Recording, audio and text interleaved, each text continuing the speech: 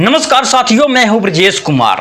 साथियों, एक 45 साल की खूबसूरत औरत अपने दो जवान बेटियों के साथ अपने घर में अकेली सोई हुई थी।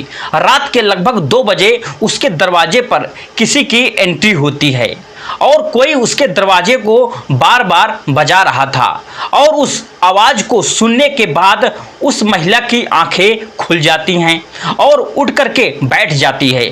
फिर उठ करके बैठती है तो अपने दोनों बेटियों को भी वह आवाज देती है, उनको भी जगा देती है और अपनी बेटियों को वह बोलती है कि बेटा, मेरे दरवाजे को कोई बार बार बजा रहा है, मुझे जा करके तुरंत देखना चाहिए। जैसे वह महिला उस दरवाजे की तरफ जाने लगती है तभी उसकी दोनों बेटियां उसको रोक लेती हैं। बोलती हैं कि माँ, आजकल बहुत ही सारी चोरियां हो रही हैं, हमारे आसपास के गांव में कई सारी चोरियां अभी हुई हैं, आप उस दरवाजे को ऐसे मत खोलो, खतरा आखिरकार हो सकता है। साथियों, दोनों बेटियां डर रही थी कि हमारी माँ के साथ कुछ गलत ना हो जाए। तभी माँ अपनी दोनों बेटियों को समझाते हुए बोलती है कि बेटा, तुम्हारे बाप के जाने के बाद अगर मैं ऐसी ही डरती तो तुम दोनों को इस संसार में पाल पोस बिल्कुल भी ना पाती। तुमको पता नहीं है कि इस संसार में कैसे कैसे लोगों से हमारा सामना करना पड़ा है। और वो महिला इतना बोलकर अपनी बेटियों को बोलती है कि तुम अपने घर में अपने कमरे में आराम से बैठो जब तक मैं तुम लोगों को आवाज़ नहीं दूंगी। साथियों, तब तक तुम इस कमरे से बाहर मत निकलना। साथियों, इतना बोलने के बाद वो दोनों बेटियां अंदर से कुंडी लगा लेती हैं और उसकी माँ उस मेन दरवाजे की तरफ चली जाती हैं। साथियों, मेन दरवाजे को जब वह महिला खोल करके देखती है तो आसपास कोई नहीं था और वो दरवाजे से बाहर निकलती है। बाहर लगभग 10 से 15 मीटर इधर उधर वह महिला देखती है, फिर उसको कुछ भी दिखाई नहीं देता है। साथियों, कोई नज़र नहीं आता है और वह महिला बिल्कुल निश्चित होकर के अपने घर में फिर से आने लगती है। जैसे ही वह दरवाजे को दोस्तों लांघ ही रही थी तभी उसके पीछे चोर लोग आकर के उसको आखिरकार पकड़ लेते हैं, उस महिला को दबोच लेते हैं। कोई उसका मुंह दबा रहा था और कोई उसका पैर पकड़ रहा है और कोई उसके बदन को ऐसे दबोच रहा है जैसे कुछ सामान हो। साथियों, उस महिला को इस तरीके से उठा करके घर के पास में एक बाग था जहां पर बहुत ही सारी झाड़ियां लगी हुई थी और उस तरफ उस महिला को लेकर के जाते हैं और वहां ले जाने के बाद उस महिला के साथ जबरदस्ती करते हैं और वह महिला चीखती है, चिल्लाती है, यहां तक कि रहम की भीख मांगती है। लेकिन वह लोग उस महिला की एक भी साथियों नहीं सुनते हैं और ना तो उस जगह पर उस महिला की चीख को सुनने वाला कोई और इंसान भी नहीं होता है। और वो महिला थक हार करके उन चारों व्यक्तियों के साथ जो करती है उसको सुनने के बाद साथियों हर कोई उस महिला की तारीफ करेगा। और जब आप इस कहानी को सुनेंगे तो आपके भी पैरों के तले यहाँ तक कि जमीन भी खिसक जाएगी। साथियों, एक महिला ने इतनी हिम्मत दिखाई है कि जो दोस्तों सच्ची घटना मैं आप लोगों को आज सुनाने जा रहा हूँ, यह घटना है यूपी के जौनपुर जिले से एक गांव की है। और इस गांव में संगीता नाम की एक महिला जो कि विधवा है, वह कोरोना काल में उसका पति उसको छोड़ करके इस दुनिया से हमेशा के लिए चला गया था और 2 बेटियों को पालने की जिम्मेदारी संगीता पर आ गई थी। संगीता दिखने में खूबसूरत थी। जब उसका पति इस दुनिया को छोड़ करके गया तो वह जवान भी थी उस समय। आज भी लोग उसके यहाँ तक कि गांव में दीवाने हैं, गांव के बहुत सारे लोग उसके ऊपर ट्राई भी करते हैं, लेकिन उसने किसी को भी भाव नहीं दिया और उसने अपने दिमाग में एक ऐसी चीज़ बैठा ली कि अगर मैं गलत करूँगी तो मेरा असर मेरे दोनों सगी बेटियों के ऊपर भी पड़ेगा। और वह महिला मजदूरी मेहनत करके अपनी बेटियों को पालती पोसती। जो भी पढ़ा लिखा पाती वह भी करती। अब बड़ी बेटी जिसकी उम्र लगभग 22 साल हो गई थी, उसकी शादी करने का प्लान महिला बना रही थी। उसके लिए कुछ गहने, कुछ पैसे भी उसने थोड़े बहुत सारी मेहनत मजदूरी भी करके इकट्ठे किए थे, उसको जमा करके रखा था।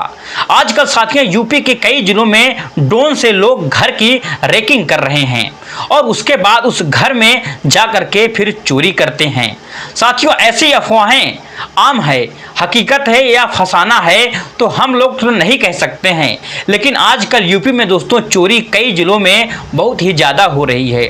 और उस रात दोस्तों फिर संगीता अपने दोनों बेटियों के साथ अपने घर में निश्चित सोई हुई थी। तभी उसके घर के दरवाजे पर लोग खटखटाते हैं। जब संगीता दरवाज़ा खोलती है तो कोई वहाँ पर दिखाई बिल्कुल नहीं देता है और उसके बाद जब संगीता अंदर आने लगती है तो 4 लोग उसको दबोच करके उसको झाड़ियों में ले करके जाते हैं और उसके साथ गंदी यहाँ तक की हरकतें, उसके साथ गंदा घिनौना काम करने की कोशिश करते हैं। साथियों संगीता चीखती है, चिल्लाती है, रोती है, गिड़गिड़ाती है, लेकिन वह दरिंदे उसकी एक भी नहीं सुनते हैं और वह बार बार उसके साथ कुछ जबरदस्ती करने की कोशिश करते हैं।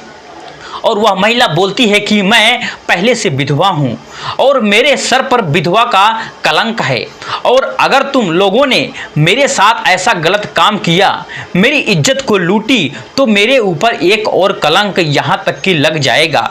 मैं इस दुनिया को छोड़ करके हमेशा के लिए चली जाऊँगी, मर जाऊँगी, लेकिन मैं अपने साथ ऐसा कुछ करने नहीं दूँगी। और मेरे मरने के बाद मेरी 2 सगी जवान बेटियां भी हैं, उनकी शादी कौन करेगा? और उसके सर से पहले ही बाप का साया उठ चुका है। मैं अपने बेटियों को किस तरीके से पालती हूँ, कैसे उनको परवरिश करती हूँ, वो मैं ही जानती हूँ।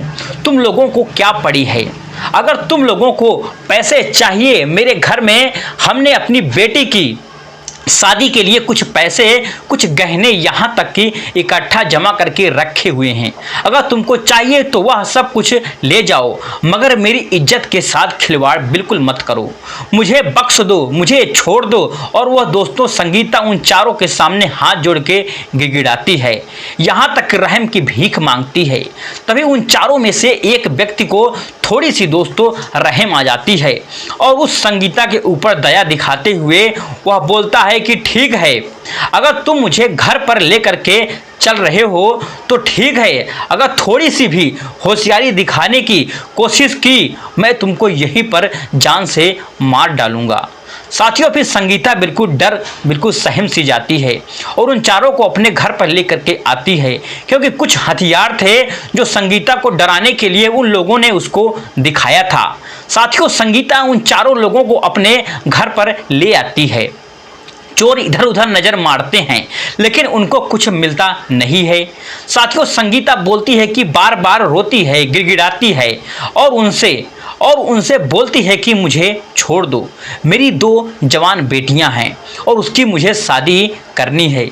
उसके लिए हमने बहुत सारे पैसे, कुछ गहने भी बना रखे हैं। अगर कुछ नहीं रहेगा तो मेरी बेटी से शादी आखिरकार कौन करेगा? जिसके साथ मेरी बेटी की शादी लगी है वह भी तो तोड़ लेगा, लेकिन वो तो चोर थे, उनके दिल में साथियों दया नाम की कोई भी चीज़ नहीं थी। और वो संगीता से बोलते हैं कि तुम्हारी बेटियां कहाँ हैं? जहाँ बेटियों की बात आती है तो दोस्तों माँ बोलती है कि क्यों, बेटियों का क्या तू करेगा? तो उन चोरों में से दोस्तों एक बोलता है कि मुझे तुम्हारी बेटियों को देखना है। तभी दोस्तों संगीता जब अपनी बेटियों का नाम सुनाती है तो उसकी दोस्तों रूह कांप जाती है और उन चोरों से दोस्तों फिर एक बार मिन्नतें करने लगती है कि मेरी बेटियों के साथ ऐसा कुछ भी मत करो, तुमको जो भी करना है वह मेरे साथ कर लो, मैं अपनी बेटियों की इज्जत तुम्हारे हवाले नहीं कर सकती हूँ और ना मैं उन लोगों को तुम्हारे सामने कभी भी लाऊंगी। और वो चोरों दोस्तों उस महिला को धमकाते हैं, फिर संगीता को डराते हैं और बोलते हैं कि तुम अपनी बेटियों को कमरा बताओ जिसमें वो लोग रह रही हैं। साथियों संगीता को इतना डराया धमकाया जाता है कि वह थक करके हथियार डाल देती है और फिर जिस कमरे में उसकी बेटियां थी उस कमरे का दरवाजा आखिरकार खोल करके उन चारों को उस कमरे में ले जा करके खड़ा कर देती है। साथियों, वह माँ बिल्कुल मजबूर थी और अपनी बेटियों को उन चारों के सामने खड़ा करने में, और वो चारों चोर उन दोनों खूबसूरत लड़कियों को देखने के बाद साथियों उनकी नीयत बिल्कुल बिगड़ जाती है और माँ को छोड़ करके उन दोनों बेटियों के ऊपर दोस्तों हफ्से की तरह टूट पड़ते हैं और जब उनसे छेड़छाड़ करने की कोशिश करते हैं तो संगीता दोस्तों चिल्लाने लगती है, प्लीज़ मेरी बेटियों को तुम छोड़ दो, उसके साथ गंदा कुछ मत करो। साथियों, उनकी शादी नहीं हुई है, उनके साथ शादी कौन करेगा, उनका बाप नहीं है, हमारे साथ ऐसा अन्याय मत करो। और जैसे ही साथियों वह चारों चोर उन लड़कियों को छूने की कोशिश करते हैं तो वह महिला संगीता गिड़गिड़ाने लगती है, चिल्लाने लगती है। एक चोर दोस्तों संगीता को पकड़ के खड़ा था और वह बार बार बोलता है कि यार इसको कुछ इलाज करो, या तो इसको इस कमरे से बाहर कर दो, नहीं तो हम लोगों को कुछ करने भी नहीं देगी, और जो भी करना है जल्दी से करो और भागो। अगर कोई यहाँ पर आ गया इसकी आवाज़ यहाँ तक की सुन करके तो हम सबके फंस जाएंगे। इतना सुनने के बाद साथियों उन चोरों में से एक ने कहा कि अगर इसको हम बाहर भेज देंगे तो यह जाकर के गांव वालों को जगा देगी, यहाँ तक कि चिल्ला देगी, फिर भी हम फंस जाएंगे। एक काम करो, इसके सामने ही इसकी बेटियों के साथ हमको जो भी करना है वह होंगे। जैसे वह चारों दोस्तों व्यक्ति फिर एक बार उस लड़कियों के साथ छेड़खानी करने की यहाँ तक कि फिर से कोशिश करते हैं। साथियों, फिर महिला संगीता फिर से चिल्लाने लगती है और वह उनसे बोलती है कि मेरी बेटियों को तुम छोड़ दो। तभी साथियों एक व्यक्ति अपने साथी को बोलता है कि इस महिला संगीता को यानी इस बुढ़िया को इस घर से बाहर कर दो। अगर यहाँ पर रहेगी ना तो हमको चोरी करने देगी और ना ही हमने लड़कियों के साथ कुछ करने के लिए हमें देगी। आज तो हम कुछ करके ही जाएंगे, हमको पैसा और कुछ गहने तो नहीं मिले, लेकिन इन दोनों लड़कियों के साथ हम चारों मज़े करके यहाँ तक पक्का ही जाएंगे। तभी साथियों एक व्यक्ति उस सीमा के संगीता के पीछे हाथ घुमा करके उसका हाथ बांध देता है और उसके मुंह में फिर कपड़े बांध देते हैं और इस तरीके दोस्तों संगीता को उस कमरे से बाहर धक्का मार करके निकाल दिया जाता है और उसका हाथ इसलिए दोस्तों बांध दिया जाता है कि वह बाहर जा करके इस दरवाजे की कुंडी ना लगा पाए। और फिर साथियों मुंह इसलिए बांध दिया जाता है कि वह चिल्ला ना पाए। और वह महिला दोस्तों आंगन में आती है, फिर इधर उधर देखती है, लेकिन इसको कोई भी रास्ता नज़र नहीं आता है। किसी तरीके से दोस्तों वह छत पर जाती है और छत पर जाने के बाद अपने पड़ोसी के छत पर जाती है और फिर पड़ोसी के छत से उसके आंगन में पहुंच जाती है। साथियों फिर पड़ोसी के कमरे का दरवाज़ा अपने सर से ठोक ठोक करके बजा रही थी। साथियों फिर पड़ोसी जब उसकी आंखें खुलती हैं तो वो दरवाजे को खोल करके यहाँ तक कि बाहर आता है तो वह देखता है कि जो संगीता है उसके मुंह पर पट्टी बंधी है, उसका हाथ भी पीछे से बंधा हुआ है और उसको समझने में थोड़ी सी देर नहीं लगती है कि पड़ोसी को वह समझ चुका था कि संगीता के साथ कुछ गलत हुआ है। वह तुरंत दोस्तों संगीता का मुंह खोलता है, उसके हाथ को खोलता है।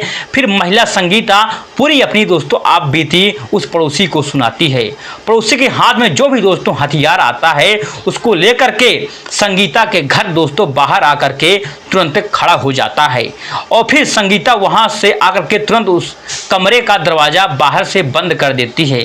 साथियों जिस कमरे में उन लड़कियों के साथ उन चारों चोर बदतमीजी कर रहे थे, साथियों उनके साथ गंदा काम करने की यहाँ तक की कोशिश कर रहे थे, संगीता ने जब दरवाज़ा बाहर से बंद कर दिया तो पड़ोसी और संगीता दोनों दोस्तों मिल करके जोर जोर से चिल्लाते हैं और फिर गांव वालों को यहाँ तक की आवाज़ लगाते हैं और फिर इन दोनों की आवाज़ें सुन करके फिर गांव के बहुत सारे लोग उसके घर के आसपास आकर के दोस्तों तुरंत खड़े हो जाते हैं।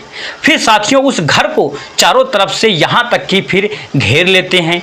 फिर लोगों के डर, लोगों के दिल में दोस्तों दहशत तो पहले भी था ही, लोग डरे हुए हुए थे कि आजकल चोरियां बहुत ही ज़्यादा हो रही हैं और इस वजह से लोग अपने अपने दोस्तों हाथों में जो भी उनको मिला हथियार मिलता है, लाठी डंडा मिलता है, जो भी उनके हाथ में मिलता है और वह लेकर के उस कमरे को चारों तरफ से घेर लेते हैं। साथियों, उसके बाद आंगन में आकर के संगीता से पूछते हैं कि आखिर कहाँ है चोर। चोरों को जब दोस्तों संगीता बताती है कि मेरी लड़कियां उस कमरे में अंदर हैं और वह चोर चारों अब हमारी दोनों बेटियों के साथ जबरदस्ती करने की यहाँ तक की कोशिश कर रहे हैं। अपने अपने दिल पर पत्थर रख करके अपनी बेटियों को उन चारों के सामने खड़ा कर दिया है, क्योंकि वह मेरी जान पे बने हुए थे। अगर मैं ऐसा नहीं करती तो वह मुझे मार देते और मेरी लड़कियों के साथ न जाने कैसे सुलूकी करते। हमने बहुत हिम्मत जुटा करके अपने पड़ोसी को बुलाया और मेरे मुंह पर कपड़े भी बंधे हुए थे और मेरा यहाँ तक कि हाथ भी पीछे से बंधा हुआ था। इतना सब बताने के बाद साथियों, पड़ोसी वाले बहुत सारे लोग उस दरवाजे को खोलते हैं। दरवाज़ा खुलते ही दोस्तों, जो एक व्यक्ति उन चोरों में से एक जो तगड़ा था, थोड़ा सा बॉडी बिल्डर था साथियों, वह गांव वालों को धक्का मुक्की मार करके वहां से तो आखिरकार वह भाग जाता है। मगर साथियों, 3 लोग वहां पर पकड़ लिए जाते हैं और फिर 3 लोग दोस्तों पकड़ने के बाद गांव वाले दोस्तों जिस तरह से उनकी धुलाई करते हैं, यहाँ तक कि पिटाई करते हैं, जिस तरीके से उनकी खातिरदारी करते हैं, वो तो दोस्तों सिर्फ उनको ही पता होगा। साथियों, उस ज़िंदगी में ना तो चोरी करेंगे और ना ही चोरी करने का कभी वह चोर प्लान करेंगे और फिर यहाँ तक कि ना ऐसी बहन बेटियों के साथ दरिंदगी करने के लिए कभी भी ज़िंदगी में हिम्मत करेंगे। जम कर उनकी धुलाई होती है। धुलाई करने के बाद फिर 112 नंबर पर कॉल करके पुलिस को बुला दिया जाता है। साथियों, फिर पुलिस बुलाने के बाद उन तीनों चोर को पुलिस के हवाले करके अब दोस्तों पुलिस अपने तरीके से उनका खातेदारी करती है और अपने तरीके दोस्तों उनसे गुनाह कबूल करवाती है। तो साथियों, यह थी आज की घटना। आपको कैसी लगी? अगर आपको अच्छी लगी कि वीडियो को लाइक, चैनल को सब्सक्राइब करना ना भूलिए। चलिए मिलते हैं नेक्स्ट वीडियो में एक नई घटना और नई कहानी के साथ। तब तक के लिए जय हिंद।